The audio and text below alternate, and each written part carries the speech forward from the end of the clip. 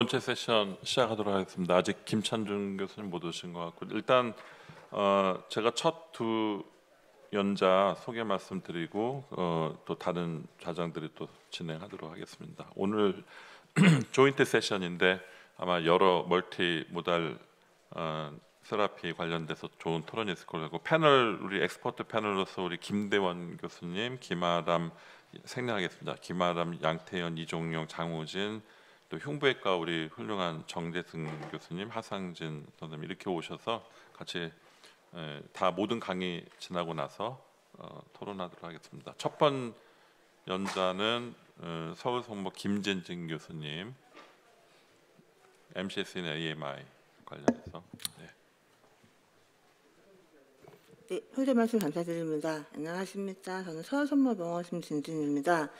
오늘 저는 이제 2023년에 나왔던 ECLS 샷 트라이얼하고 올해 나왔던 덴저 샷 트라이얼을 비교해서 이제 MI 샷에서 MCS 역할에 대해서 한번 간략하게 말씀드려보겠습니다.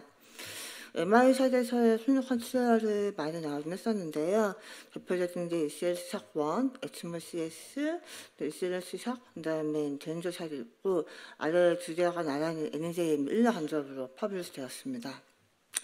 주제를 한번 비교해 보면 ECLS 샷은 환자가 420명 정도였고 덴저 샷은 360명이었고 큰 차이는 ECLS 샷은 이제 스테미, 너스테미 포함한 모든 MI 샷 환자였고 덴저 샷은 스테미 샷 환자만 포함하였습니다. 그리고 이제 프라이머리 아웃컴은 ECLS 샷은 30일 좋았고 덴저 샷은 180일을 같은 차이가 있었고 MCS는 ECLS 샷은 엑스모를 이용하였고 덴저 샷은 임펠러를 이용하여서 이제 시행하였습니다. ECLS 샷을 먼저 보시면 이제 스터디 플로 샷을 보시면 이제 MI 샷 환자 중에서 이제 랜덤 할 수 있는 환자들을 랜덤을 1대1로 하였고 이제 컨트롤 그룹은 PCI와 스탠다드 케어만 시행하였고 이제 엑스모 그룹은 엑스모와 PCI 스탠다드 케어를 시행하였습니다. 처음에 제외된 이제 엔지오반에서 PCI 전에 혹은 PCI 도중에 이제 ECLS 샷 엑스모를 넣고 PCI를 하는 것이었고 인텐시브 케어는 이제 ICU에 나와서는 똑같이 하였습니다. 플루이드와 하타콜람 옵티미제이션을 하고 헤모다이나믹 어세스먼트를 통해서 헤모다이나믹 스테빌리티를 가져오는 것이 목표가 되었습니다. 인플루전을 보시면 이제 MI, 스테미와 넌스테미를 포함한 모든 MI 하드되는 샷 환자가 포함되었고 일반적인 샷의 기준에 들어가는 환자들이었으면 한 가지 보시면 라테이트 레벨을 3 이상으로 보아서 조금 더 이제 중증도가 있는 환자를 대상으로 연구를 시행하였습니다. 스쿨전을 보시면 CPR 45분 이상 환자가 제외되어서 CPR로 30분을 하든 20분을 하든 두 환자들이 모두 포함되어서 어저스트 환자가 굉장히 많이 포함되었던 연구였습니다.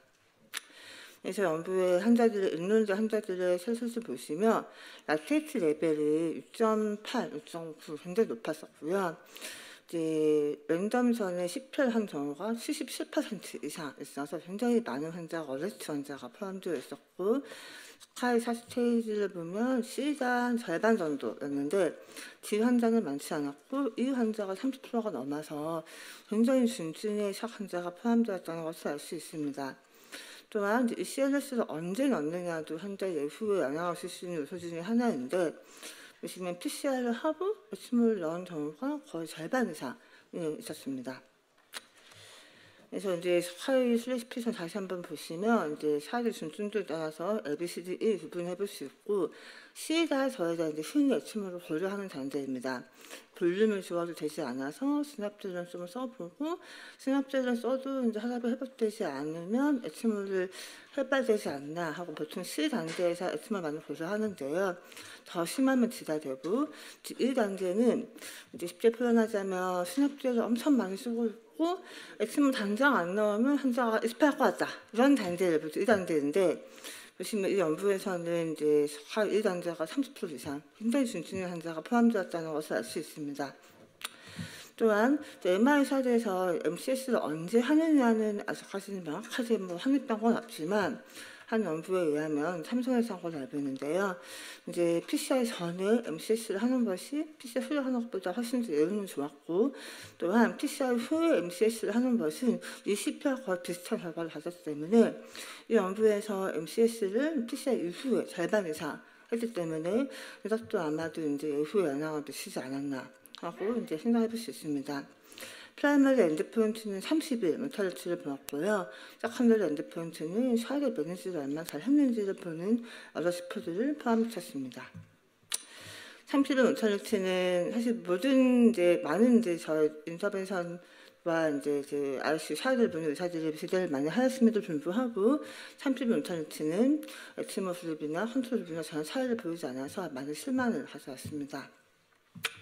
세컨더리 아웃컴을 보시면 이제 인베이시브 메터널 벤틸레이션은 한 7일 정도 조금 더 들었고, 하지만 이제 에치모를 하나, 에치모를 하지 않으나 헤모다이나믹 스테빌레이션 되는 질환에는 차이가 없었고, 또 카테플라민 세라피의 듀레이션도 남편에 큰 차이를 보이지 않았습니다. 하지만 이제 에치모 환자인 경우에는 ICU 체열을 조금 더 했고 병원에도 조금 더 오래 입원하는 결과를 보여주었습니다. 세컨더리 아웃컴 중에서 라테이트 레벨하고 이거는 이제 샵스 스코어라고 해서 ICU에서 환자의 시비럴티를 보는 지표인데요. 보시면 라테이트는 이제 엑스모를 하나 하지 않으나 치료를 잘 하면서 라테이트는 점점 좋아지는 것을 볼 수 있고, 엑스모룹이나 컨트롤룹이나 라테이트는 큰 차이를 보이지 않았습니다. 샵스 스코어 역시도 ECLS 그룹이나 컨트롤 그룹이나 큰 차이를 보이지 않는다는 것을 알 수 있어서 세컨더리 아웃컴도 모두 차이를 보이지 않았습니다. 반면에 이제 엑스모를 하는 환자들이 피해갈 수 없는 합병증, 블리딩이 압도적으로 많았고, 또 바스나 컴플리케이션 역시도 압도적으로 많은 결과를 보였습니다. 그러면서 이제 결과가 너무 네거티브 파인딩이 나와서 CLS를 이용한 MR 석 환자들의 4개의 RCT를 모아서 메타 분석을 시도를 해보았습니다. 그래서 ECLS 석1, 엑시모 CS, 유로 석, ECLS 석 모두 포함해서 MR 석 환자를 분석을 해보았는데 역시나 30일 모탈리티는 양분의 차이를 보이지 않았습니다.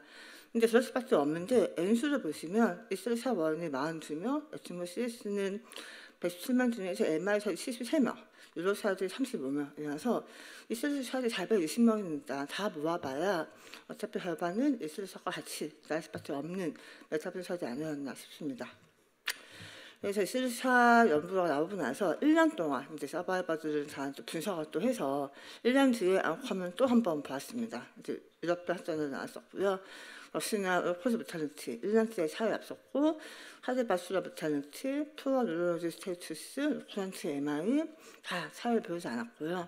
오히려 삶의 질을 면에서 보았을 때에 이 CLS했던 환자들이 이제 어떠한 페인에시스 컴플트와 같은 불편함을 더 많이 호소하는 것을 볼 수 있어서 결론적으로 말하면 이제 하드제니 샥, MI 샥 환자에 재침을 했는데 아웃컴은 전혀 차이가 없었고 오히려 살아남은 사람들은 삶의 질이 더 안 좋았다 하는 것을 알 수 있었습니다. 그래서 왜 이런 결과가 나왔나? 사실 저희는 이제 임상적으로는 MR 석 환자에 재침을 안 하면 환자가 에스파이어 하니 안 할 수가 없는 상황이고 열심히 해서 살리는 환자도 많았는데 왜 스타진은 아무 차이가 없었나? 하고 많은 이제 논평들이 많이 나왔었는데요. 이 중에 하나가 이제 이 두 가지 문제가 있는데 하나는 이제 CPR 환자가 너무 많이 포함되어 있다는 것입니다. 어제스트 환자 70%가 넘었잖아요. 근데 하루 CPR을 30분 이상 해서 환자가 살았다 하더라도 대부분 두 과정에서 심한 하이포스피린 데미지, 멀티오간 페일에 빠진 경우가 많고 이 환자의 사망이 정말 MI 샷 때문인지 아니면 이제 이미 CPR을 하면서 환자들이 멀티오간 페일에 빠지면서 이제 ESR도 되고 또 헤파티 페일에 빠지고 그러면서 이제 바스플래시아 오고 이런 것이 원인이었는지 명확하지 않고 이미 이제 심한 샷을 하면 이제 CPR 오랫동안 하면서 이미 환자가 멀티오간 페일에 빠진 경우에는 MCS만으로는 환자를 되돌릴 수 없는 페이지에 넘어드는 환자가 많이 포함된 게 아니냐 하는 이제 해석들을 많이 내놓았고 또한 이제 환자의 컴플리케이션이 너무 많아서 비례진다 이제 이스케미의 컴플리케이션 때문에 아마 이 MCS로 인한 입점을 많이 상쇄했을 것이다라고 이제 분석을 해왔습니다. 이제 올해 나왔던 대응자사들은 이제 하드되는 샤드에서 임펠라 디바이스를 이용해서 이제 연구를 진행하였고요. 이 연구 보시면 이제 스테미만 했습니다. 그래서 스테미만 했고 스테미 하드되는 샥 환자 1,200명을 이제 모았는데 다 빼고 랜덤 한 번에 360명 빠졌어요. 많은 수가 빠져나왔고요. 그래서 이제 1대1로 랜덤을 해서 180명 임펠라, 180명 컨트롤 포함되었습니다. 트리트먼트 오버뷰를 보시면 이제 임펠라 그룹에 포함되어 있는 환자는 임펠라를 넣고 PCR을 하고 그다음에 헤모다이나믹 언스텝을 하면 언제든지 MCS 에스컬레이션을 했는데 이제 엑스모를 넣는 경우가 많았고 임펠라 CP에서 이제 6.0으로 업그레이드하는 경우도 있었습니다.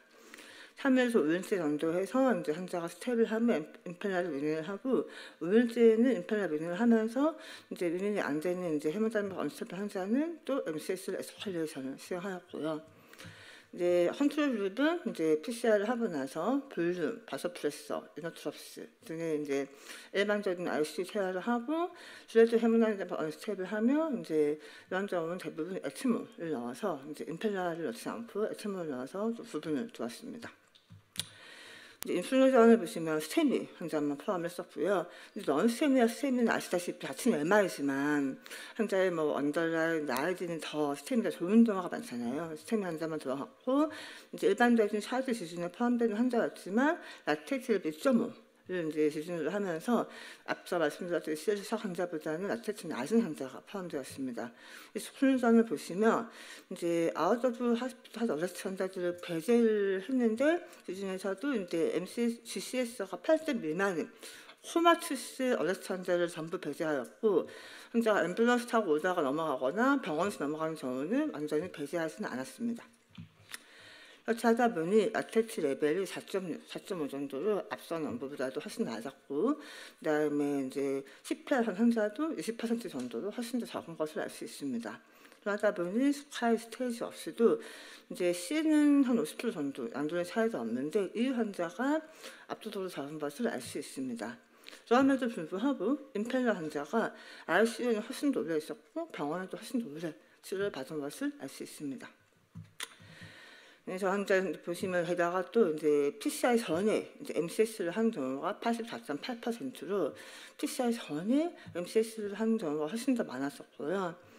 이제 스탠다드 쉐어 그룹에서 이제 다른 MCS의 업그레이드는 20% 정도에서 있었습니다.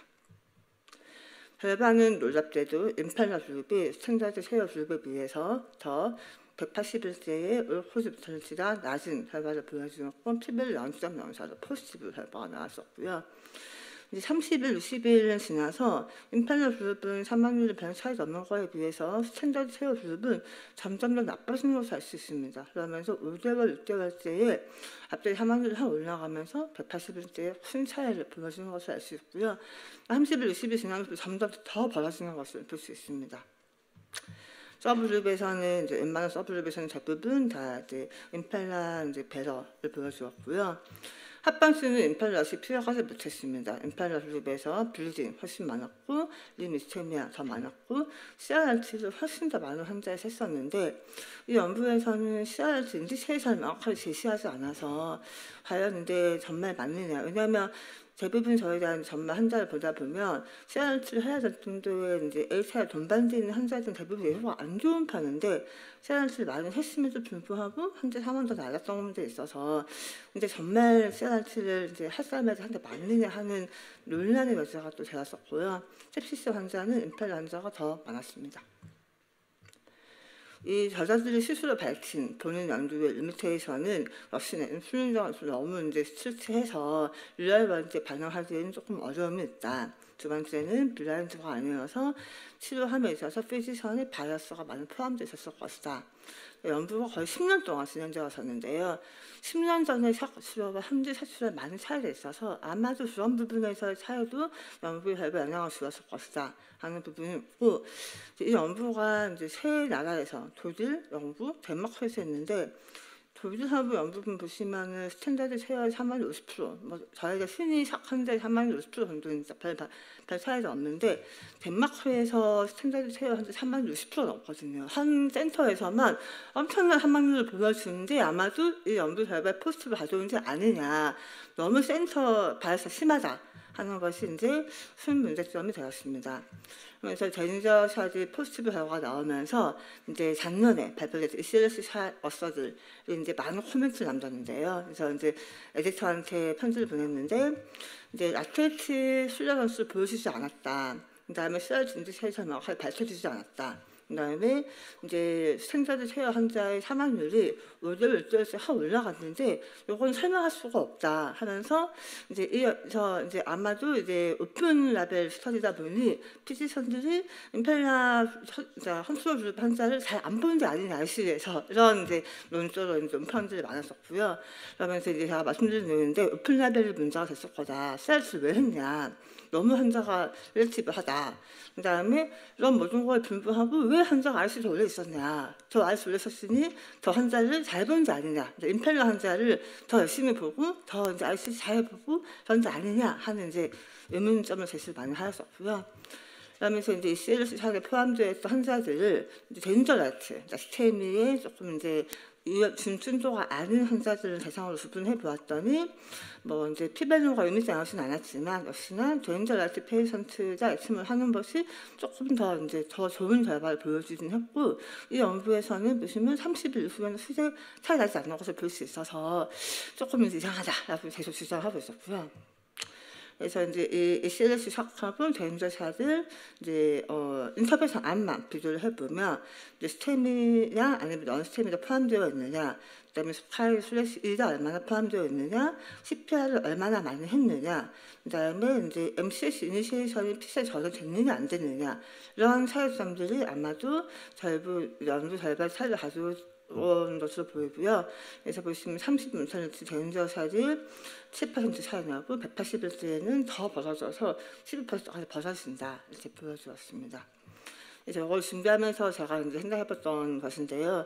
역시나 이제 결과 큰 두 개의 RCT가 물론 이제 MCC 종류는 다르지만 이제 너무 산반대 결과를 보여주면서 MI 샷 환자에서 무조건 MCC 하는 거는 아주 잘 모르겠다 하는 거고요. 역시나 페이션 셀렉션이 중요한 것 같습니다. 그래서 연구가 포지티브가 나오려면 리얼 월드에서는 포지티브 나오기 힘든 환자들이 많고 대부분 스테미 환자를 많이 포함하고 알비 페일러 환자를 빼고 이제 어레스트 환자 중에서도 이제 코마투스, 말을 하이포시 브랜드 데미지를 많이 받은 환자고 아마도 멜소가 페일러시나 위험이 높은 환자들을 배제를 하는 것이 아마도 연구에서는 조금 더 이제 좋을 것 같다 이런 결과를 이런 생각이 들었고요. 그다음에 MCS의 타임도 중요한 것 같습니다. PCR 전에 하면 좋을 것 같고 그다음에 MCS를 한다면 이제 화이트가 낮을 때 최대한 빨리 하면 좋을 것 같다 이런 생각이 듭니다. 그다음에 ICU에서 매니지를 잘 하는 것이 중요하고 합병증을 주는 것이 굉장히 중요할 것으로 생각됩니다. 네, 감사합니다. 토론은 한 번에 몰아서 하고요. 두 번째 연자 한주영 교수님 다 잘 아시겠어 따로 소개는 안 하겠습니다. 이번 제목은 AMI with 카디오제닉 샥 환자들한테 특히 non-inferiority 적절한 옵티멀 타이밍 인터벤션 부탁드립니다. 네, 소개 감사합니다. 삼성서울병원 순환기내과 한주용입니다. 제 디스클로저고요. 그 좀 뭐 오래된 데이터긴 합니다만 앞에서 뭐 김진 교수님 보여주신 대로 샥은 아직도 성적이 좋지 않습니다. 그래서 미국 통계로는 인시던스 자체는 줄고 있다 AMI 후에 그렇지만 프로그노시스는 비슷하다라고 이제 보고를 하고 있고요. 뭐 사망률이 보고마다 따르지만 뭐 50% 잘 치료해도 30% 이상 나오는 병인 것 같습니다. 또 이 카디오제닉 샥 환자는 멀티베슬 디지즈가 많은 게 특징입니다. 그래서 예전에 저희 카미르 데이터를 보면 그 샥 중에 한 반 정도는 600명 중에 338명이니까 딱 반 정도가 멀티베슬 디지즈로 알려져 있고요. 이 멀티베슬 디지즈는 이 나쁜 또 프로그노시스 팩터입니다. 그러니까 우리가 샥 환자 중에서 멀티베슬 디지즈 환자를 잘 치료하는 전략을 개발을 해야 예후를 향상시킬 수 있다는 것을 알 수가 있습니다. 이제 기존에는 어땠느냐? 좀 옛날 가이드라인을 보면 2015년에는 이제 샥이 없는 경우에는 넌 컬프릿 하지 말라고 되어 있었고요. 2017년 가이드라인을 보면 그동안의 데이터를 반영을 해서 샥이 없을 때 넌 컬프릿 아터리를 치료하는 것을 생각해봐라 좋겠다. 2A 정도로 권고를 했었습니다. 반면에 이제 샥이 있는 환자의 경우에는 증거는 없습니다만 non-infarct related artery PCI를 좀 고려를 해야 된다. 이때만 해도 좀 favorable하게 레커멘드를 했습니다. 그렇지만 이제 2023년 ACS 가이드라인을 보면 2015년하고 이제 거의 정반대가 됐습니다. 샥이 없는 환자들은 스테미에서 다 뚫어줘라. 시기에 대해서는 이미디어트인지 딜레이든지 스테이지든지는 그건 시술자가 알아서 판단을 하라라고 되어 있고요. 넌스테미에서는 아직까지는 데이터가 많지는 않은 것 같고요. 샥이 있는 환자는 어떠냐? 이미디어 PCI에서는 인파ct 릴레이트 아터리만 해라. 예전 가이드라인하고 아주 정반대가 됐습니다. 그리고 클래스 1으로 아주 강력하게 권고를 하고 있고요. 그 다음에 이제 봐서 필요하면 스테이지드 CR을 해라라고 이것도 비교적 권고 수준을 높이 클래스 2A로 하고 있습니다. 근데 과연 정말 이렇게 증거가 충분한지 그리고 똑같은 심장병, 혈관병인데 샥이 있느냐 없느냐에 따라서 이렇게 치료 전략이 달라져야 되는지 저희가 더 생각은 좀 해봐야 될 것 같습니다. 이렇게 이제 그 가이드라인을 왕창 바꿔놓은 샥 멀티베슬 디지즈 인덱스 PCI 때는 컬프릿 온리만 해라라는 건 이제 컬프릿 샥 트라이얼 때문이죠. 사실 이거 하나밖에 렐러번트 스터디는 없습니다. 2017년에 NEJM에 퍼블리시 됐고 이 가설 자체가 사실 그 당시로 보면 되게 좀 반대적인 개념으로 이 사람들은 테스트를 했습니다. 그래서 AMI, 샥, 멀티베슬 디지즈에서 컬프릿 온리 PCI를 한 것이 이미디엇 멀티베슬 PCI를 한 것보다 우월할 것이다 라는 가설을 증명을 하고자 했고요. 한 4년 동안 1075명 스크리닝에서 706명 랜덤을 했습니다. 사실 706명이 샥 환자에서는 굉장히 이제 모으기 어려운 숫자인데 잘 모았습니다. 1대1로 랜덤을 했고 뭐 역시 연구는 잘 진행이 됐었고요. 프라이머리 엔드포인트가 30일째 올코스 모텔러티하고 리날 리플레이스먼트 세라피였는데 그 연구자들의 가설대로 컬프릿 온리 PCI가 46%, 이미디엇 멀티베슬 PCI가 55% 해서 통계적으로 유의하게 컬프릿 온리 PCI가 더 좋다라고 보고를 했고요. 그 이득은 대부분은 이제 올코스 모텔러티 43대 51.5, 그 차이가 유의했고 리날 리플레이스먼트 세라피도 뭐 어떻게 보면 당연한 거죠. 이 컬프릿 온리 PCI를 우월하게 하기 위해서 같이 프라이머리 엔드포인트에 넣어놓은 컴포넌트라고 할 수 있는데 막상 여기서는 수치상으로는 벌어졌지만 통계적인 차이는 보여주지 못했습니다.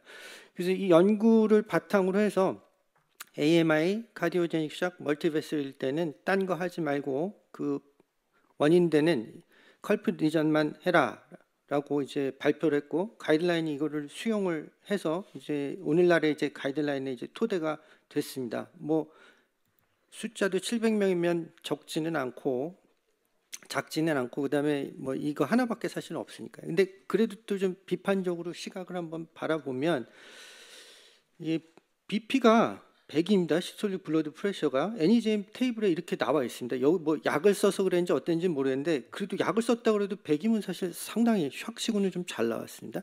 또 반면에 이제 CPR 하나는 50%를 했더라고요. 그래서 CPR 한 환자는 상당히 많은데 막상 또 환자들의 그 프로파일을 보면은 그런가 하는 좀 갸우뚱하게 됩니다. 락테이트 레벨이 2 넘는 사람들이 한 3분의 2 정도고 이제 부록을 찾아보면 메디안은 한 5가 살짝 안 되는 것 같습니다. 그래서 아주 중증도가 또 높지는 않은 환자들이었다. 미케니컬 서큘레이트 서포트는 한 30% 미만입니다. 그 다음에 에크모는 5% 정도, 임펠라가 좀 그래도 많이 쓰였던 것을 보고를 하고 있습니다. 그래서 뭔가 프로파일이 좀 잘 맞지는 않습니다. 그래서 이렇게 모텔리티는 높은 반면에 미케니컬 서큘레이트 서포트는 상대적으로 조금밖에 안 쓰였다는 거고요. 이미디엇 스테이지에 벌써 멀티베슬 PCI를 한 군이 한 15% 정도 나오고 또 조금 있다가 다시 한 군 15%에서 결국 컬프릿 온리 PCI 그룹에서 멀티베슬 PCI라는 게 한 30% 정도 차지하고요. 반면에 또 멀티베슬 PCI 군에서 한 10% 정도는 컬프릿 온리만 하고 나왔습니다. 크로스오버가 상당히 많았다는 것을 알 수가 있고요. 그다음에 또 멀티베슬 PCI 군이 나오면 CTO도 그 자리에서 뚫어라라고 하는 뭐 사실 이렇게 안 하죠 저희가. 그래서 이런 좀 리얼월드 프랙티스를 반영하지 못하는 컬프릿 온리 PCI가 이기기 좋은 이제 이런 디자인들을 바탕에 이제 깔고 시작을 했었고요. 1년째가 가면 어떠냐? 랜드마크 보시면 아시겠지만 30일째 다 결판이 나고 그 다음에 별 차이가 없는 것으로 되어 있고 1년 가니까 하트 페일리어는 오히려 그 많이 뚫어준 군이 더 좋다. 뭐 그다음에 리베스큐리제이션 당연히 이제 원래부터 많이 뚫어줬던 군이 더 좋았죠. 그래서 이게 좀 희석이 되는 것 같다, 반대되는 결과도 보이는 것 같다라고 이제 보고를 했습니다. 그래서 저희 또 인터벤션 입장에서는 좀 억울하잖아요. 우리 열심히 뚫었는데 더 나쁘다니까. 그래서 좀 많이 뚫으면 좋겠다 이런 걸 좀 한번 해보고 싶습니다. 그래서 저희가 이제 뭐 옛날 데이터긴 합니다만 카미르 데이터, NIDH 데이터를 가지고 해보면 2011년부터 15년에 13,000명. 근데 이 중에 이제 스테미가 넌스테미 반, 스테미 반 정도 되는 것 같고요. 스테미가에서 이제 샥 환자가 생각보다 많이 나오더라고요. 20% 조금 못 되게 나왔고, 역시 멀티베슬 디지즈, 싱글베슬 디지즈 비율은 거의 한 1대1 정도 되는 것 같고요. 그 중에 660명, 추리구 추린 660명 중에 인팍 릴레이티드 온리는 한 399명, 멀티베슬 PCI는 260명. 그래서 뭐 숫자적으로는 그래도 큰 차이는 없었던 것 같습니다. 샥은 뭐 대표적인 정의를 찾았고 멀티베슬 디지즈도 뭐 이 방법이 없어가지고 이게 그 50% 이상 했습니다. 프라이머리 아웃컴은 올코스 모텔리티 원이어 이게 사실 샥 스터디에서는 제일 이제 공평하고 전통적인 이제 아웃컴이죠. 그래서 환자분 프로파일을 보면 67세 남자가 뭐 75%니까 우리 흔히 보는 프로파일이라고 할 수가 있고요. CPR 한 3분의 1 정도 됐었고 도어트 벌룬 타임은 그럼에도 불구하고 1시간 정도니까 역시 또 우리나라 선생님들이 돈도 못 받으면서 또 열심히 뚫었다 나와서 하셨다는 것을 알 수가 있습니다. 그 당시만 해도 이제 에크모보다는 IABP를 더 많이 사용을 했었고요. 이미디엇 멀티베슬 PCI가 60% 그냥 컬프린만 하고 스테이지드 PCR라는 경우가 한 40% 정도 됐고요. 멀티베슬 PCI를 한다고 해서 다 CR을 얻는 것은 아니기 때문에 CR이 한 3분의 2, IR이 한 3분의 1 정도였고요. 뉴 리플레이스먼트 세라피는 이 데이터가 뭐 아주 이제 이 분야에 대해서 정확하게 다 기입되진 않았습니다만 양군 다 한 7% 정도로 유의한 차이는 없었습니다. 저희 이제 올코스 데스를 보았을 때는 멀티베슬 PCI가 31.7%, 그다음에 IRA 온리가 21.3%에서 저희 거는 뭐 컬프릿 샥하고는 좀 반대되는 데이터를 보여줬습니다. 뭐 주로는 이제 결국 모텔리티 감소고 뭐 컴포짓 엔드포인트도 차이가 나긴 나는데 데스 그다음에 뭐 리피드 리베스큐라이제이션 당연하겠죠. 뭐 먼저 많이 뚫어놨으니까. 그다음에 이게 랜덤 스터디가 아니니까 뭐 여러 가지 통계적인 기법을 해도 그 제한점을 다 극복할 수는 없습니다만 어쨌건 결과는 컨시스턴트했다 보고를 했고요. 서브로 어널러시스 뭐 이거 가지고 역시 확증적인 결론을 못 내립니다만 뭐 설명적인 이제 분석을 해보면 컨시스턴트하게 멀티베슬 PCI가 더 좋더라라고 이제 보고를 했고요. 원이어 다음에 그럼 3년은 어떠냐? 그 이득이 거의 다 유지가 되는 것 같고요. MI 같은 경우에는 오히려 1년 이후에 더 이제 이득 보는 게 더 좀 분명해지는 것 같다라고 이제 또 추후 보고를 했었습니다. 그래서 저희 논문은 뭐 그 샥은 이제 컬프 샥은 NEJM에 나갔지만 저희는 observation 데이터니까 이제 죄게 실었고 그것도 뭐 나쁘지 않은 결과라고 저희는 생각을 하고 있었고요. 그래서 저희는 열심히 하면 그래서 AMI 카디오제닉 멀티베슬 환자에서 그래도 미케니컬 서포트도 하고 잘 하고 열심히 꼼꼼하게 잘 뚫어주면 그래도 좋아질 여지가 있다. 그래서 이렇게 보고를 했었습니다. 근데 이 논문을 내고 나서 무지하게 욕을 또 많이 얻어먹었어요. 댓글도 엄청 많이 들어오고 저희가 논문은 재개냈는데 에피데미올로지라는 논문에서 또 뭐 답변을 하라고 또 왔더라고요. 이렇게 다른 논문 것까지 답변해 보긴 처음이었는데 뭐 이 뎁트 스코어 만들었던 이 예라는 친구가 니네 거는 그 유식한 말로 하면 저 이모탈 타임 바이어스다. 그래서 이 컬프릿 온리를 하고 살아남은 사람들을 대상으로 스테이지드 PCI를 했기 때문에 이게 니네 같은 분석에서는 멀티베슬 PCI가 좋을 수밖에 없다라고 이제 비평을 해서 뭐 저희가 어찌어찌 이제 대꾸를 했습니다만 실제 그게 좀 맞는 면도 있습니다. 그래서 이미디엇 멀티베슬 PCI는 사망률 31%, 스테이지드는 7%.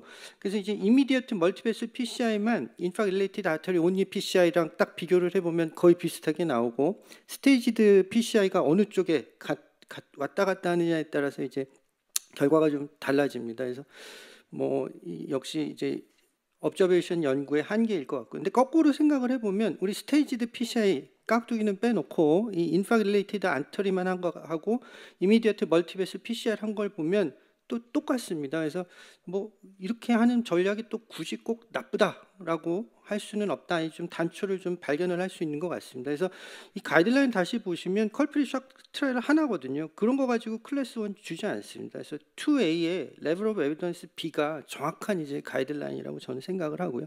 그다음에 스테이지드 컴플릿 리베스카이제이션 이거는 사실 데이터가 거의 없거든요. 컬프릿 샥에서도 30% 정도만 결국은 이제 다른 넌 컬프릿 베슬의 PCI를 시행을 했기 때문에 뭐 그걸 가지고 2A를 주는 건 또 역시 무리. 제가 봤을 땐 2B 전문가 의견일 뿐이다. 그래서 가이드라인 아마 이 정도일 것 같고 그렇기 때문에 저희가 아마 더 연구를 해서 답변을 좀 줘야 될 것 같고요.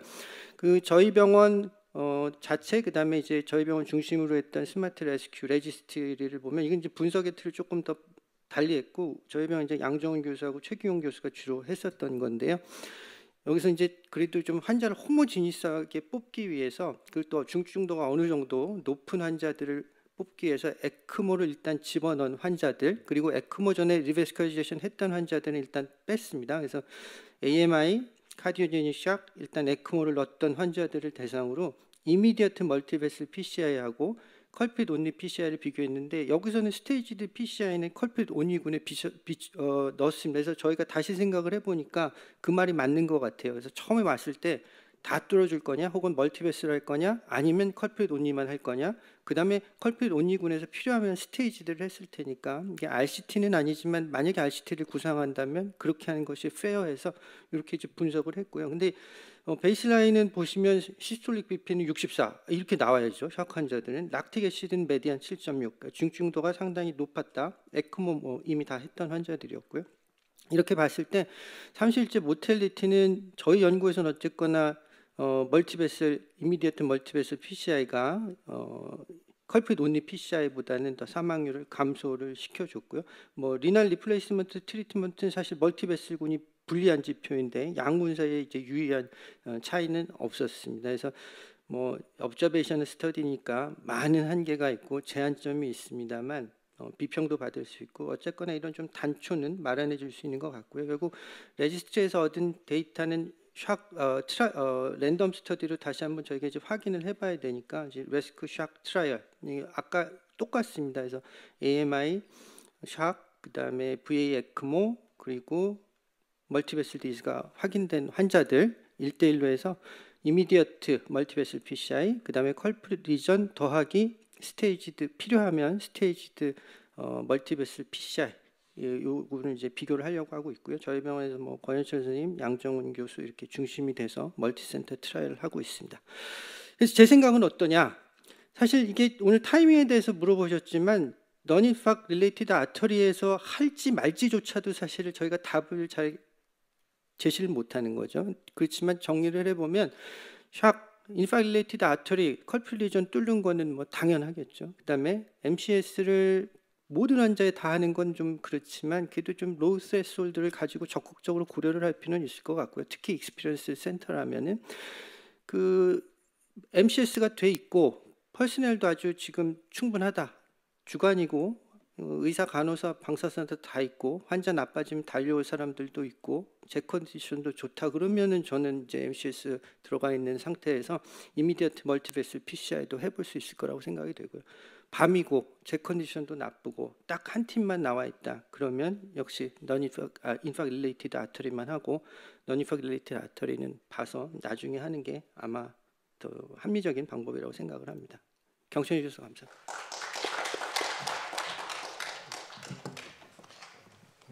네, 다음 연자 소개하겠습니다. 다음 연자는 우리 서울성모병원의 황병희 선생님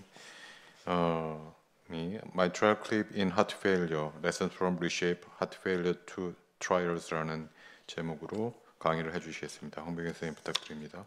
네, 소개 감사합니다. 그래서 리쉐이프 하트 페일러도 나오긴 하는데요. 전반적으로 지금까지 2024년에 MT어가 어떤 식으로 진행되고 현재가 어떤지 그래서 뭐 인디케이션이나 롱텀 아웃컴, 수술이랑 비교, 그다음에 어떤 디바이스를 나오고 있는지 간단하게 설명드리고자 합니다. 익스펜디드 인디케이션 앤 페이션 셀렉션을 보시면 세컨더리 MR이 아트리 MR이 있고요. 벤트리카 MR이 있는데 프로포셔널리티가 있고 다 아시겠지만 디스프로포셔널리티가 있습니다.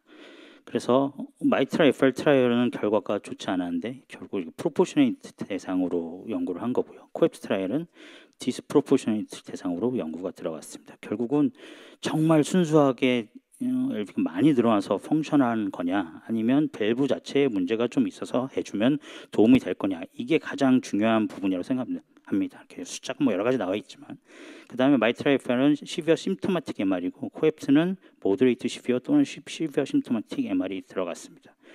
그래서 이제 2024년도 애니즘에 발표됐는데 리쉐이프 하트 페일리어 2가 있는데 이거는 이제 그 모더레이트 시비어 하트 페일리어 대상으로 503명을 대상으로 이제 진행을 했고요.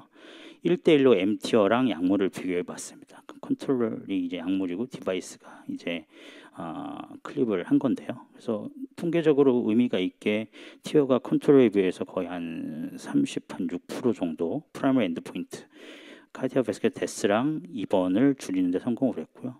2번은 거의 한 41% 정도 감소를 시켰습니다.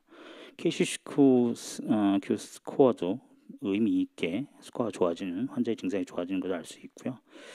그래서 여기서 보시면 컨클루저 보면 올코스 데스 자체를 갖다가 감소시키진 못했지만 하트 페일러 입원을 시키고 컴포지트 하트 페일러를 갖다가 올코스 데스랑 해가지고 컴포지트 보면 충분히 베네피셜하다. 그리고 하트 페일러 증상이랑 그레이드 3, 4 펑셔널 MR 갖다가 임프루브하는 분명한 도움이 된다라는 컨클루전을 냈습니다. 근데 그렇게 되면 이제 이렇게 메타애널리시스를 해보겠죠. RCT가 3개가 나왔으니까요. 코앱트는 도움이 됐고 데스를 줄였고 마이트라이파는 실패했는데 리쉐이프 하트 페일리어 2가 나와서 컴포짓은 성공을 했으나 증상도 좋아지고 근데 데스 자체는 줄이지는 못했죠. 그래서 3개를 갖다가 메타애널리시스를 보시면 2년 내에 하트 페일리어의 입원은 의미 있게 줄였고요. 컴포지트 오브 데스 입원은 또 뭐 어느 정도 줄이는 데 성공을 했고 데스 자체는 줄이지를 못했고 이 6미니트 워킹 테스트는 분명히 증상은 해주는 것이 분명히 도움이 되는구나 라는 것들이 이 3가지의 RCT에서 메타애널리시스 보면 증상은 좋아지고 입원은 확실히 줄어지고 데스는 조금 애매하고 마이트랄 FR이 확실히 데스에 전혀 영향을 미치지 못했기 때문에요. 이게 핫한 게 2024년 뉴욕 밸브의 이제 익스펜디드 스터디라고 이제 여기 발표가 됐는데요.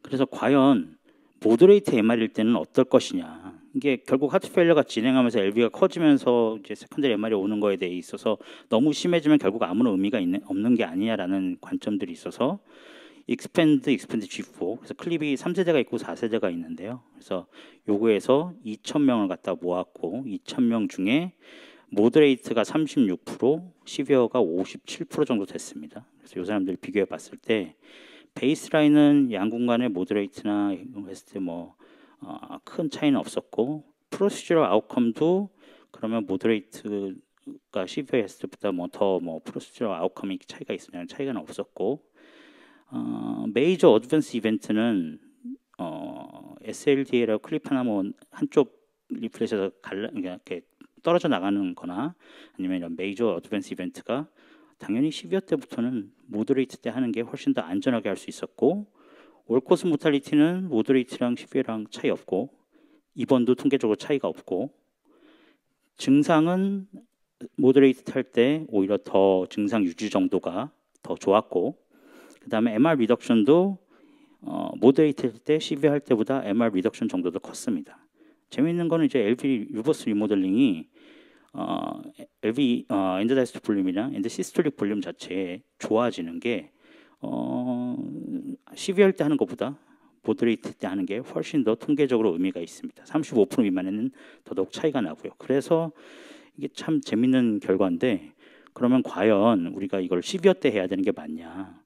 이게 비용의 문제지 사실은 심토마틱 모더레이트 MR일 때 해주면 이렇게 점점 더 시비어해져 가지고 이게 도움이 안 되는 그래서 지금 보시면 마이트라 FR은 의미가 없다고 나왔죠. 코앱트는 의미가 있고 여기 익스펜디드 코호트 레지스트리긴 하지만 여기는 분명히 또 도움이 되니까 앞으로는 이 12여일 때만 하는 게 아니라 한정된 도움이 되는 환자를 잘 찾아서 모더리티 해주면 하트 페일리어가 더 진행하기 전에 환자한테 의미가 되지 않을까라고 생각을 해볼 수 있을 것 같습니다. 롱텀 아웃컴은 이 코에프 트라이얼이 이제 발표가 돼가지고 이제 뭐 클립이 이제 진행이 됐는데요. 그래서 5년 팔로우업이 나왔는데 데스, 입원 뭐 전부 다 5년간 쭉 처음과 차이 없이 의미 있게 하스피테이션이나 데스 프롬 뭐 애니코스나 다 의미 있게 디바이스 그룹에 좋게 나왔고, 그 다음에 이제 세이프티 엔드 포인트가 처음에 30일간의 뭐 디바이스에 문제가 있어가지고 엠볼리즘 된 거라 그러고 나면 그 다음에 60개월 동안 당연히 디바이스 자체에 문제가 더 생기진 않는다. 그러니까 처음에 입원해서 시술할 때 문제가 없고 첫 한 달이 넘어가면 그 다음엔 대부분 문제는 없다라고 생각하시면 될 것 같고요. EF에 따라서 큰 차이 없이 5년간 티어 그룹이 약물 치료한 군에 비해서 의미 있게 카디오바스큘러 데스를 줄이고 입원도 줄일 수 있다라는 게 이제 2023년도에 발표된 최근, 그러니까 가장 5년 길게 팔로우한 겁니다. 서저리랑 비교해 보시면 프렌치 레지스트리 보시면 57,000명이 있는데요.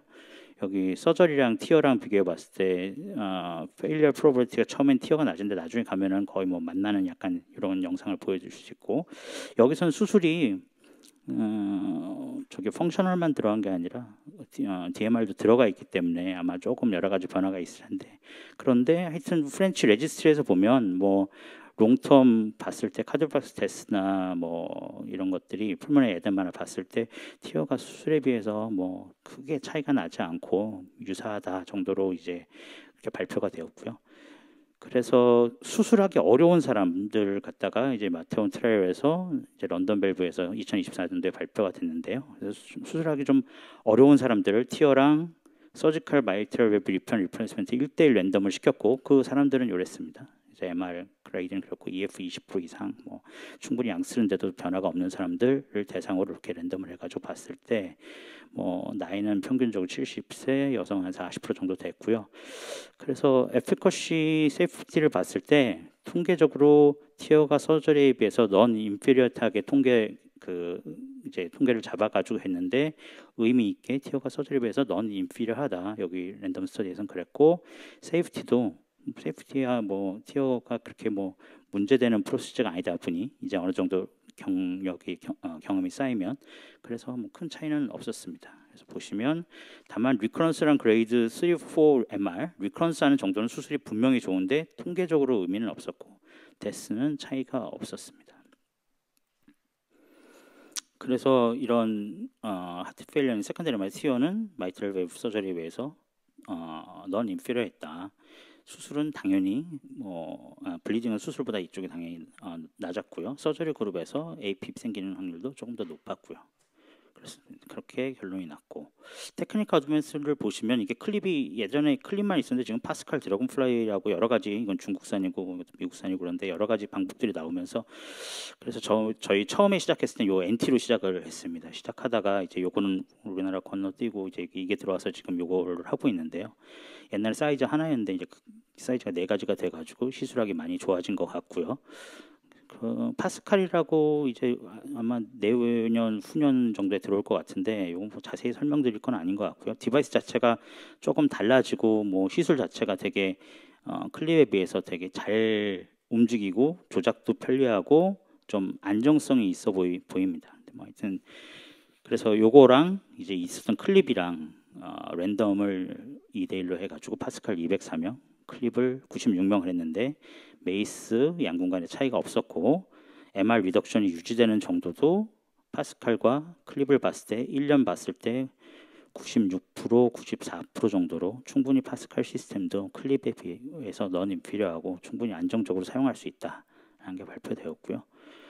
중국산 드래곤플라이는 요 중간에 이렇게 스페이서가 있어가지고 요게 들어가니까 중간이나 그 옆으로 셀 수 있는 것들을 충분히 막아주는 이런 장점이 있다고 하고, 그래서 프라이머리 파일럿 스터디를 했는데 뭐 MR 이상, 모더레이트 MR 이상 12개월 봤을 때 87.5% 정도로 프라이머리 에피커시 엔드 포인트가 있었고, 약간 떨어지는 정도입니다. MR 시피리티도 92% 정도 1년간 유지가 됐고, 그래서 뭐 파스칼이나 클립에 비해서는 조금 떨어지는 부분은 있으나 뭐 세이프티한 부분은 있는 것 같고요.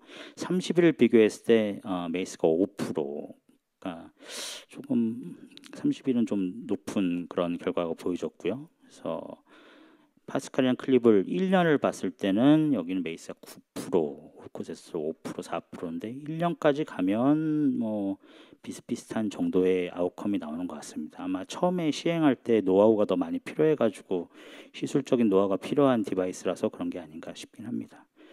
그 다음에 이제 여러 가지 아나토미컬 팩터가 있습니다. 그래서 그래스핑 존에 이제 리플렛이 충분히 길어야 되고 갭이 너무 크면 하기 어렵고 마이트럴 밸브가 너무 작으면 MS가 생기니까 하기 어렵고 리플렛이 너무 얇아도 힘들고 양쪽 끝으로 가는 커머셜 젯은 당연히 시술하기 힘들고 발라우스 디지즈 같은 것들이 하기는 어렵습니다. 그래서 당연히 이런 거 하지 말라고 처음엔 돼 있었으나 이미 전 세계적으로 이런 여러 가지 아나토믹에서도 언수트블 하지만 이미 이 레드존에서도 많이 시술을 하고 있고요. 그래서 보시면 386명에 봤을 때 82세 48% 여성이었는데 MVA, 바일리프 프롤랩스, 카펜터 타입 3A 그러니까 시술이 좀 어려운 사람들을 갖다가 인후를 다 했고 수트블한 어떻게 보면 약간 아주 적합한 꽃다마 같은 수트블, 인터미디에이트, 넌수트블 대개해서 138명, 178명, 70명 나눠가지고 했을 때 초창기 데이터는 이런 넌스톱을 한 사람은 다 페일했다고 보시면 될 것 같습니다. 그런데 지금은 보시면 모탈리티는 뭐 4.3% 정도로 통계적으로 의미는 없으나 확실히 넌스톱을 할 때 좀 높은 면이 있고 그런데 테크니컬 석세스가 수트블은 95%, 91%, 74%에서 한 4명 중에 3명은 성공하고 디바이스 석세스는 그러니까 넣은 거는 한 81% 정도 성공적으로 넣었습니다. 그래서 적합하거나 중간이나 넌스톱을 했을 때 뭐 떨어지긴 하지만 넌스톱도 충분한 경험이 있는 사람들은 전 세계적으로 이미 시행을 하고 있다. 저희 나라는 당연히 아니고 요것만 하고 있는 것 같고 아마 이제 몇 군데 선생님들께서 이렇게 인터미디어트도 하시고 스톱을 넌스톱을 케이스도 한두 개 하시는 것 같긴 한데 네. 저는 아직까지 그런 경험은 없고요.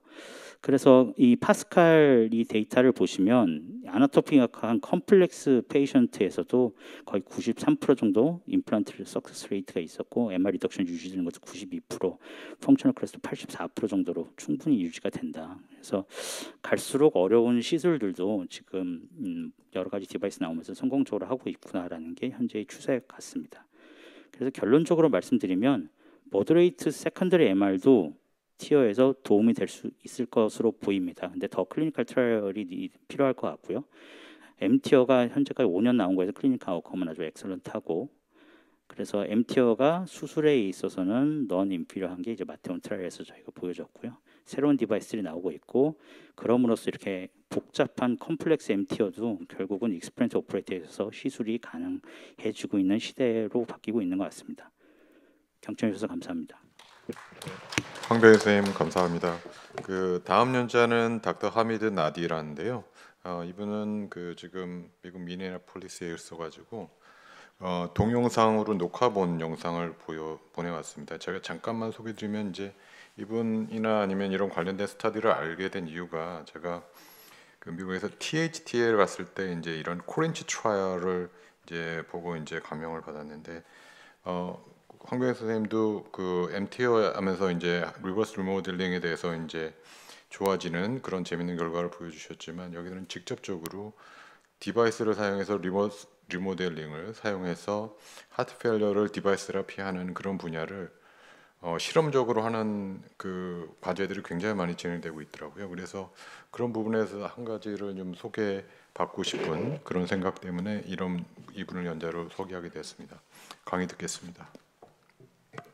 Hello, everyone, friends and colleagues. Thank you so much for the kind invitation for this, for inviting me to speak at this prestigious conference.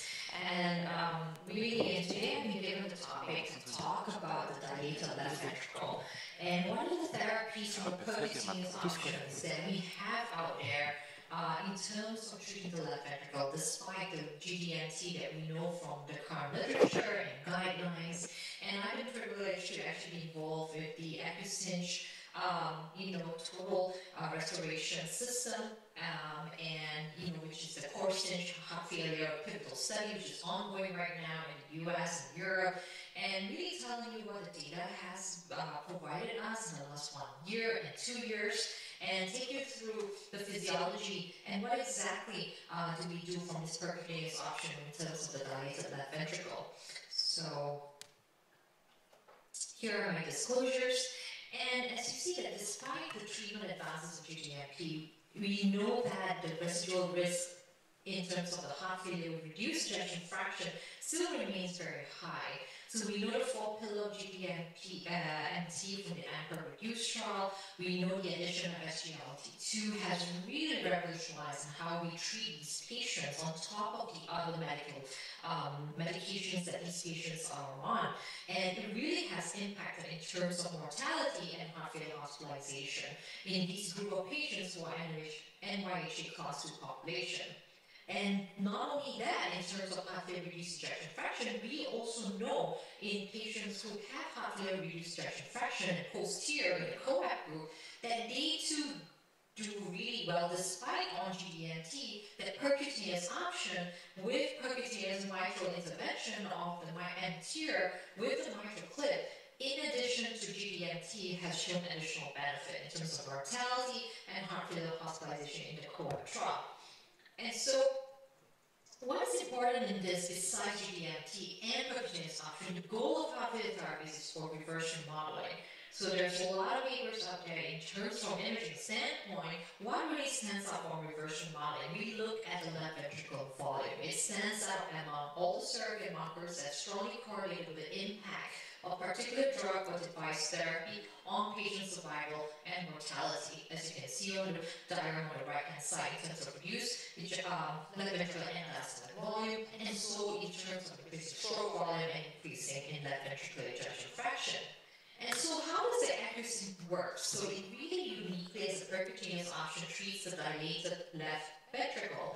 So you can see on the left-hand side, it's placed with anchors right below the mitral annulus, and it is to treat dilated left ventricle. And the mechanism is really in terms of reducing the size of the ventricle, reducing the LV wall stress, and so it does initiate what we call biological reversion modeling, and with the goal of endpoints in terms of improving the quality of life, their functional capacity, their heart failure hospitalization rate, and certainly with life expectancy. So here's an example of video of the catheter and the wires of the procedures of the accuracy you can see going underneath the mitral valve annulus, and this is guided by both fluoroscopy and echocardiography guidance. Putting the anchors right below in terms of the muscles of the left ventricle, and you can see again, repeat video again, in terms of placing right underneath the mitral annulus, and your placement of the anchors, and you can see cinching of the left ventricle in terms of reducing the left ventricular size.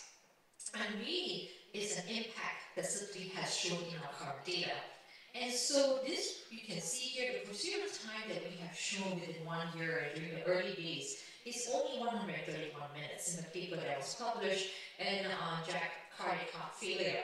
And so on the left-hand side, before you cinch it, you can see the anchors, and on the right-hand side, post-cinching, the reduction in the left ventricular size that you can actually detect on fluoroscopy as well. And so it is a very controlled deployment. We did a couple of cases of this in terms of the anchors and the spacers along a flexible cinch line. And so certainly echocardiography during procedure is important. You want to make sure that you're not interacting with the subvalvular apparatus using a lot of transgastric views, and also your bit of esophageal views in terms of placement and the catheters positioning as well. And so here on fluoroscopy, once you have all the anchors placed underneath the left mitral valve, you see immediate post-procedure LV reduction on the left-hand side on fluoroscopy, where you get about 8.7 centimeters, 8.7 millimeters. And here on the right-hand side, you can see on cardiac CT, 12 months post-procedure in terms of the CT modeling. And you can see on the pink color that was the baseline, and after 12 months post-procedure, immediate you have reduction of your LV volumes and improvement of your LV function. And so here I'm going to present current data that we have on accusation transcatheter left ventricular restoration and heart failure reduced ejection fraction. This is our early experience, and we have followed up these patients, or 51 patients, with a 2-year outcome. The article we have is on 1 year, but certainly in terms of the 2-year outcome is what we want to see, whether the sustained reverse remodeling is sustained until 2 years. So just a recap of the baseline characteristics of these 51 patients. These patients are relatively young at 56. Majority of them are male with component of it being a ischemic component. They do have the common cardiovascular risk factors and previous bypass and PCI.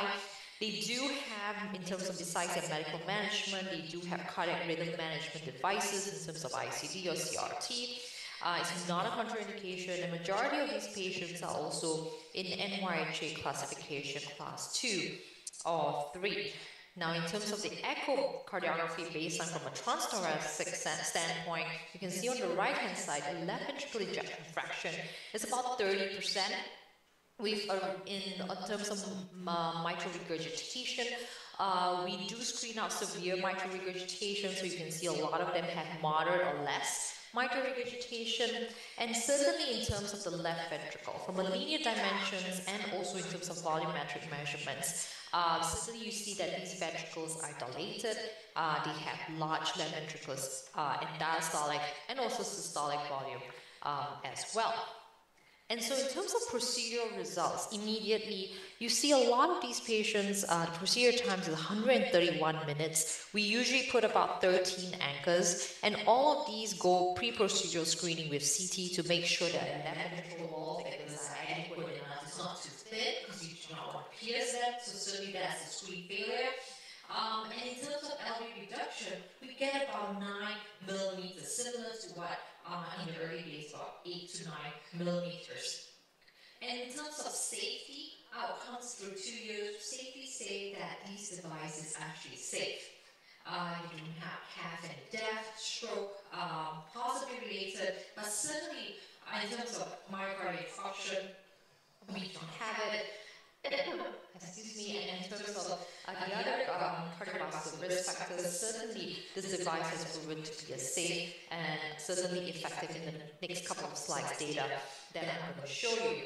So here you can see in terms of improvement in left ventricular and diastolic volume and ejection fraction through 2 years, that we see an improvement of at least 30 mils.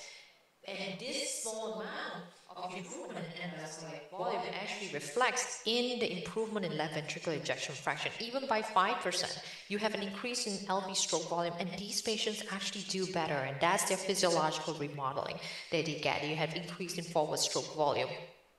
And so in terms of the left ventricular and diastolic volume, you can see the transition, excuse me, throughout 2 years.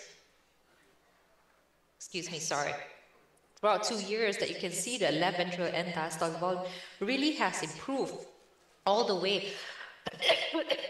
I'm so sorry. Has really improved all the way, not only to 1 year that was reported, but also all the way up to 2 years. And here in terms of the remodeling, so once we have the procedure done, we anticipate that acute left ventricular reduction will initiate what we call a physical left ventricle remodeling, and after about 6 months or so, despite the LV being the same, it induces in what we call a biological reverse remodeling. So that reverse remodeling in terms of a physical and biological reverse remodeling continues to take place, not only up to 1 year, but all the way up to 2 years. So certainly in terms of this device, percutaneous device, certainly is very promising all the way up to 2 years. So we certainly are seeing that, and we will continue to see that all the way up to 5 to 10 years. In terms of left ventricular ejection fraction, as I mentioned, you have 5% increase, even that small amount, you see that physiological remodeling, that forward stroke volume, and that is translated into your quality of life. And that is in your KCCQ score all the way up to 2 years, that these patients do well. They feel better despite being on GDMT. You have that reverse remodeling, and certainly is a therapy that is really promising. In terms of NYHA all the way up to 2 years, you can see the improvement in terms of class by more than 50%. If it's improved at least by 98% as well, all the way up to 2 years. And 6-minute walk test concurrently as well, you can see certainly, and more or less at 12 months, you see a steady at 3 months, 6 months, and 12 months, but certainly in terms of the other quality of life, certainly has improved. Now, we do not collect at 2 years as per protocol, but in terms of the other quality of life measures, certainly shows a real good promise. In terms of time to all-cause death, 90% survive at 2 years. In terms of the remaining 5 patients, they unfortunately they passed away at more than 280 days, as you can see on the right-hand side. There were 3 patients who had LVADs at day 13, 395, and 589 days, and 0 heart transplant. So certainly in terms of time, to the all-cause death, certainly it has helped for this group of really sick patients. In terms of the events post-procedure, you can see certainly it has certainly helped in terms of heart failure hospitalization and total amount of events in terms of death, in terms of LVAD, heart transplant, and heart failure hospitalization, as you can see on the table on the left. And so overall, the accuracy certainly has established itself very durable, long-term safety and sustained improvement. So certainly it's on the left-hand side is favorable in terms of the survival and improvement in heart failure hospitalization, improvement in quality of life and function capacity, as you see in terms of KCCQ score by 19 points, similar to other medical devices in the structural world.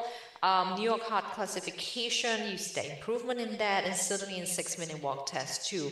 But most importantly, all of these in terms of KCCQ score and survival really goes down to the LV reversion modeling. Once you see the improvement in the left ventricle and the function, I think that physiological changes is translated to all benefits that we see in this group of patients. The number may be small, but certainly in terms of the pivotal trial, that's what we are looking at.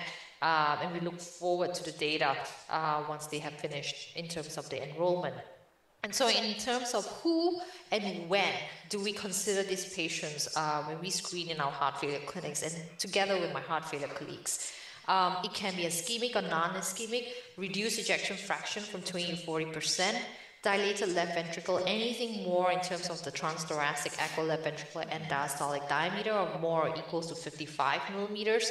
Not significant mitral regurgitation for this trial at the moment, but certainly something that we can think about in the future. But specifically for the pivotal trial, no significant mitral regurgitation, because we do not want to mix in terms of the cohort of patients and keep it excluded. These patients go rigorous screening with our heart failure colleagues during the screening calls in terms of making sure that they are on maximal tolerated GDMT with the 4 pillars, including the presence of whether it is device management in terms of ICD, CRT, and or even percutaneous mitral options of mitral tear. And most importantly, they do have to be symptomatic with either recent heart failure hospitalization, NYHA classification class 2, 3, or 4 with a 6-minute walk test of at least 100 to 450 meters. So really all these heart failure patients that we see in clinic, we screen them really rigorously with our research team and giving them an option. Is this, what we consider upstream therapy? Should we do this, before consideration of the percutaneous circulatory support, LVAD? So those are the things that we're trying to expand the options of these patients with heart failure reduced ejection fraction by a percutaneous option and delaying all the other options of LVAD and hospice care. So certainly this is a therapy that is promising. Looking forward to the results of the pivotal trial that's currently still enrolling, and certainly hoping to finish, and then we see the outcomes of these patients. And so the key points in terms when we treat the left ventricle, I think is understanding the left ventricular remodeling in heart failure therapy. Certainly echo is the first go-to, is my first love, obviously, but certainly combining it with advanced cardiac imaging like CT and cardiac MRIs, what we do during the trial too, and also in your clinical practice, just to ensure if the imaging from the echo is not optimal, thinking of advanced imaging modalities. And like I said, the role of percutaneous option in heart failure as an upstream method.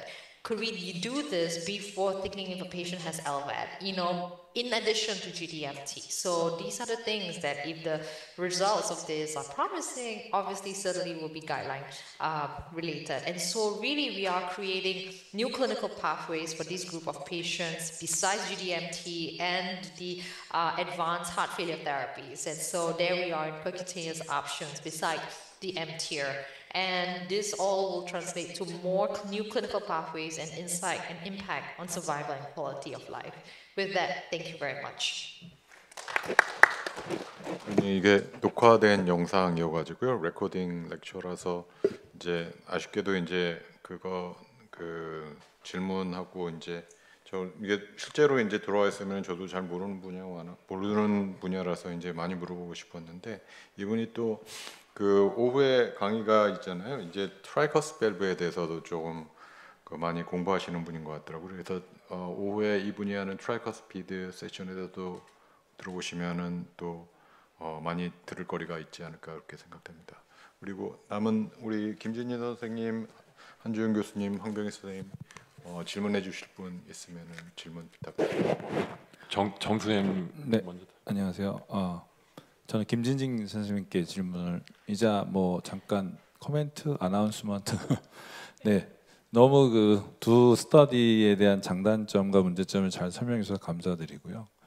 아시겠지만 두 샥 트라이얼에 특히 이제 이 시리스 샥은 에크모를 하는 선생님들은 실망을 많이 했다고 하지만 너무 많은 이제 CPR 케이스가 들어있어 사실은 이게 샥 스터디인지 CPR 스터디인지 구분이 안 간다 이런 비판을 많이 받았었죠.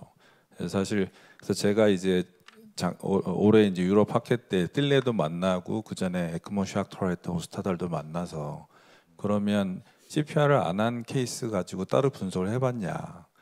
그런 굉장히 당황을 하더라고. 그래서 그런 환자를 왜 그런 상황이 오기 전에 넣으면 안 되냐?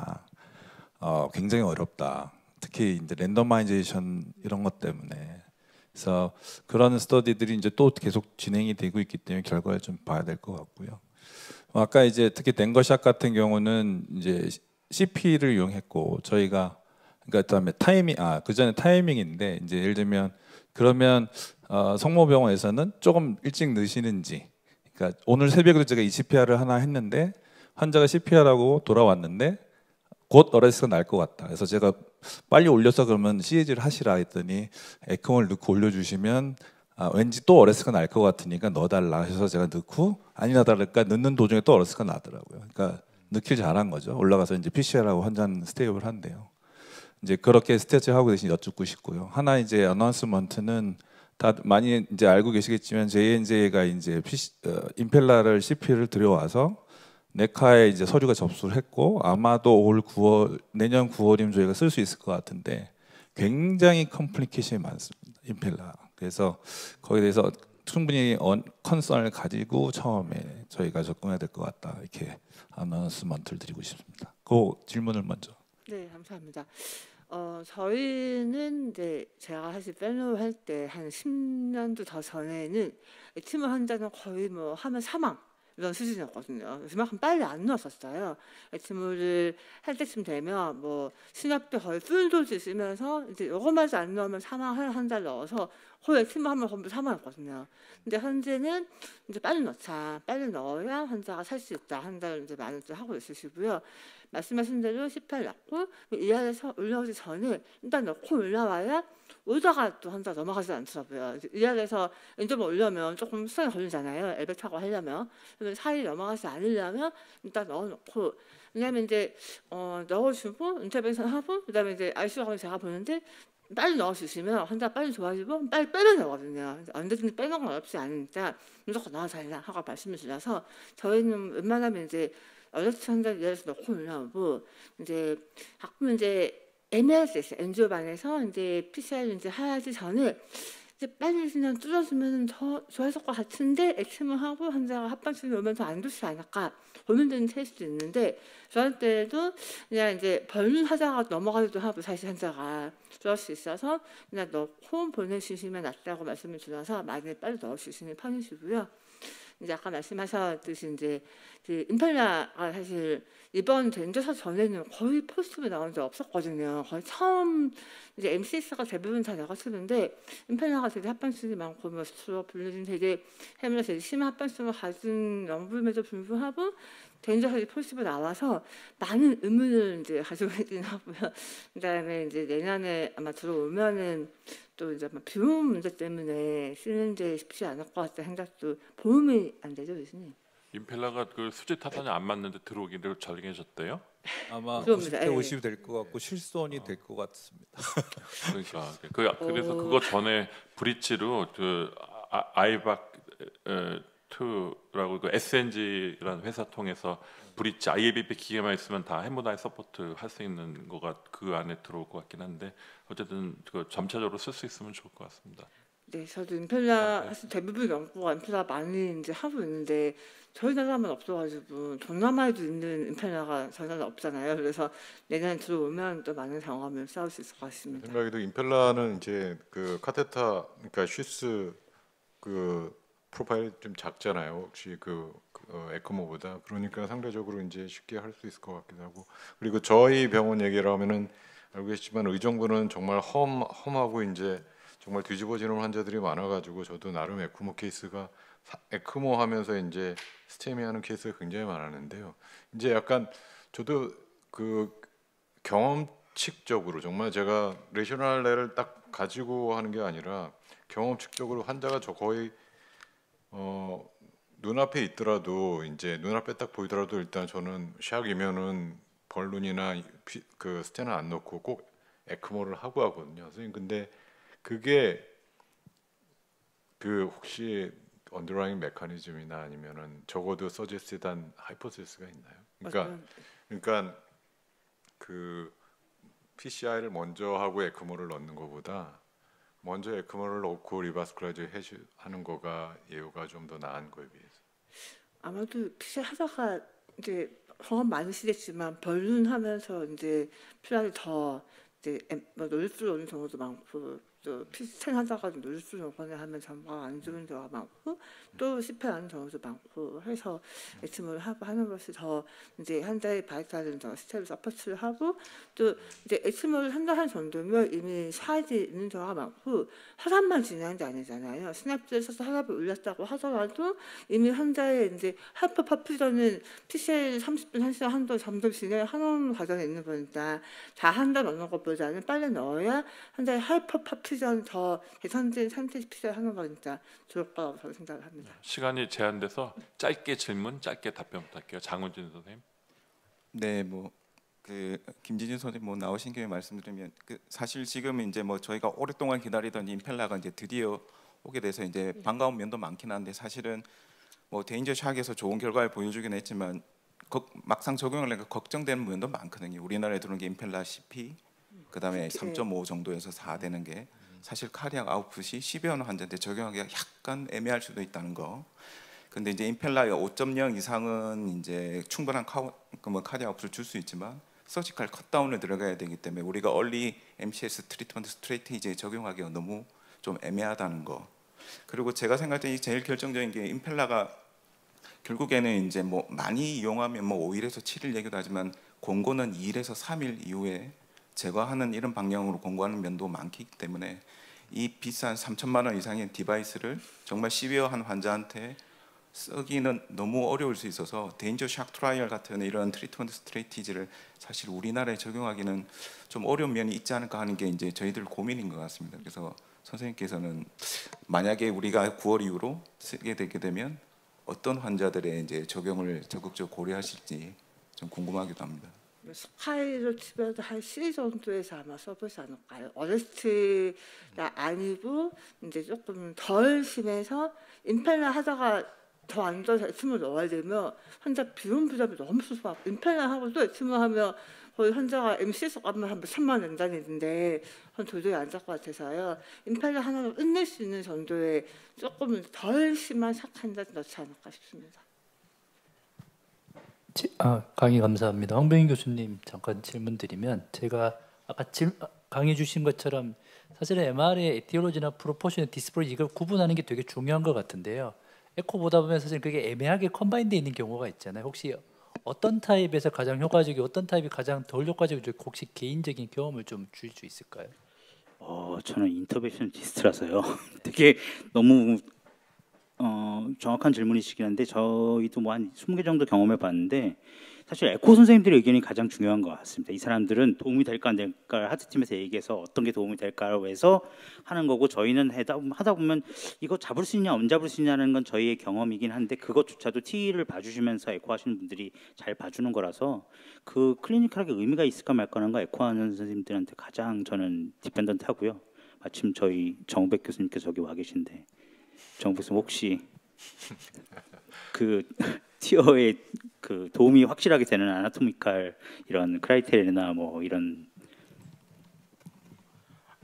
아나토미칼 크라이테리아는 사실 저희가 텀을 뭐 클리퍼빌리티 이렇게 얘기하잖아요. 그러니까 클립이 잡히느냐 안 잡히느냐는 명확하게 있는 거죠. 근데 신부전이 있어서 이 사람을 클립을 해서 이게 치료가 될 거냐 안 될 거냐 이거를 확인하는 게 이제 다들 어디나 가면 힘들어 하시는 거가 맞는 것 같고요. 그래서 저희는 뭐 제 개인적으로는 뭐 어떤 병원은 라이트 하트 캣 안 하시고 그냥 하시는 경험들도 많은데 저희는 꼭 라이트 하트 캣 해서 웨지 프레셔도 보고 풀모너리 바스큘러 레지스턴스도 보고 이렇게 해서 하고요. 그리고 네, 개인적으로는 또 이렇게 도부타민 같은 걸 줘서 그 카디아가 아프시 늘어나는지 이런 것들도 좀 평가를 해보고 실제로 MR 때문에 LVOT로 나가는 블러드 볼륨이 적은 상태인데 도부타민 줘도 뭐 크게 개선이 없다 그러면 뒤로 새는 거 막아준다고 LV가 그걸 견뎌줄 거냐 이런 거를 조금 평가하는 데 도움이 좀 되는 것 같고요. 네, 그래서 그런 여러 가지 지표를 다 종합해서 평가를 보통 하는 편입니다. 뭐 이제 실업계 인터벤션 입장에서 말씀드리면은 1번은 아까 황병희 선생님 말씀하신 대로 시키면 한다. 2번은 이종희 선생님 많이 하시지만 우리 CTO 하면서 야, 이 사람이 어떤 사람이 드라마틱하게 좋아질까 나빠질까 이런 거 생각하는 것보다는 아니 뭐 환자가 증상이 있거나 혹은 뭐 LV 디스펑션인데 바이어빌리티 있으면 일단 뚫려서 좋게 하잖아요. 마찬가지로 GDMT하고 뭐 CRT 했는데도 환자는 증상이 있고 MR이 에코에서 팡팡 보이면 만약에 그걸 우리가 아나토미컬하게 티어로 해결할 수만 있다면 뭐 그렇게 좀 실업계 입장에서는 심플하게 접근하면 좋은 것 같습니다. 그다음에 데이터들도 보면 뭐 프렌치 MR에서 뭐 프로포션이 나오지만 결국은 그게 크게 의미가 없다는 게 더 큰 리얼 월드 레지스트리에서는 데이터가 나와서 저희가 너무 그거에 뭐 신경 쓸 필요는 없을 것 같습니다. 한샘의 연재에 대한 질문 드리면은 우리가 한번 한국에 한 20개 병원 해갖고 그 샥을 제외한 그러니까 멀티베스 스테미 이래서 컴플리트를 하는데 그냥 애드반스 이미디엇 컴플리트 리바스쿨라이제이션하고 스테이지드 2주 이내 해라 이런 프로토콜이었는데 얼마 전에 아메리카 전에 저희가 퍼블리시하긴 했는데 그게 한국 사람들이 이 오퍼레이터 성질이 급해갖고 스테이지를 하라고 한 그룹이 평균이 4.41. 그러니까 이제 조금 스테이블하면 그냥 다 해버리는 재원 기간 중에 다 하더라고요. 그렇게 나왔고 메이스는 아드레이셔가 해서드가 한 1.6, 모탈리티 해서드가 한 3.5 정도로 이미디엇 컴플리트가 좋게 나왔거든요. 그래서 한국 사람들은 뭐 샥이 아니면은 그냥 한 방에 또 워낙 손재질 다 좋으신 것 같아요. 4.41 안에 하는 거하고 비교했는데도 불구하고 이미디엇이 더 좋은 걸로 나와서 이 환자들 그 카밀 NIH 한국 데이터 궁금해서 그러는데 그래서 그 환자들이 스테이지를 했는데 싱글 인파드 릴레이티드 하고 나중에 마음이 변해서 안 하는 경우 그것도 거기 캡처돼서 들어간 건지 그게 아니 뭐 업저베이셔널 스터디였기 때문에 한계가 많아서 처음 인텐션이 어땠는지는 저희는 알 수 없고 결과론적인 것만 이제 분석을 해서 이게 스테이지드가 인텐셔널하게 며칠 있다 내가 한 건지 아니면 컬프린만 하고 나빠져서 뭐 진짜 한 건지 정보가 없는 거 아니에요? 그거는 알 수가 없어요. 그 CTO가 포함이 돼 있어요? 근데 CTO도 포함되어 있는데 이건 뭐 저희가 가이드라인을 딱 준 게 아니니까 뭐 그건 아마 선생님들이 판단하셨을 것 같고 실제로 CTO PCI는 거의 아마 시도는 안 된 걸로 알고 있습니다.